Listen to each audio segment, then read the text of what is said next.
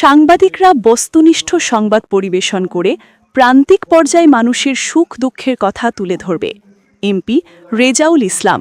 নওগাঁ রানীনগর থেকে কাজী আনিসুর রহমানের প্রতিবেদনে দেখুন বিস্তারিত। নওগাঁ ৬ আসনের সংসদ সদস্য শেখ মোহাম্মদ রেজাউল ইসলাম বলেছেন, সাংবাদিকরা জাতির বিবেক। তাদের বস্তুনিষ্ঠ সংবাদ লিখনের মাধ্যমে জাতি নানা ধরনের সুবিধা অসুবিধা ধরতে হবে।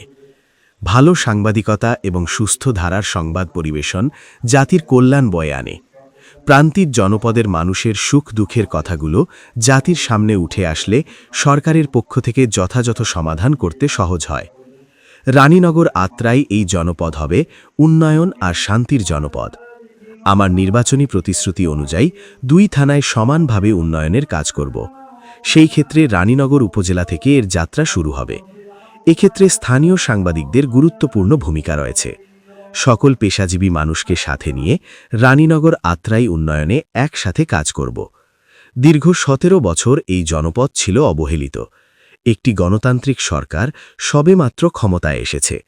দেশের উন্নয়নে যেখানে যা করার দরকার প্রধানমন্ত্রী তারেক রহমানের নেতৃত্বে আমরা করে যাব। তিনি রবিবার সন্ধ্যায় রানীনগর প্রেসক্লাবের নিজস্ব ভবনে প্রেসক্লাব কর্তৃক আয়োজিত সংবর্ধনা, দোয়া ও ইফতার মাহফিলের আলোচনা সভায় প্রধান অতিথির বক্তব্যে একথা বলেন।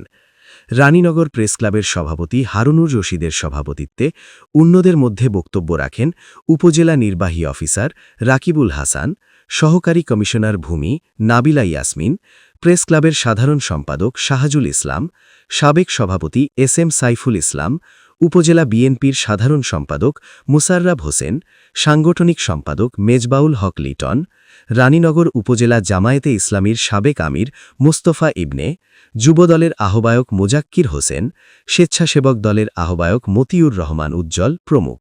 পরে ইফতার মাহফিলে যোগ দেন তিনি। সেখানে দেশ ও জাতির কল্যাণে বিশেষ মোনাজাত করা হয়।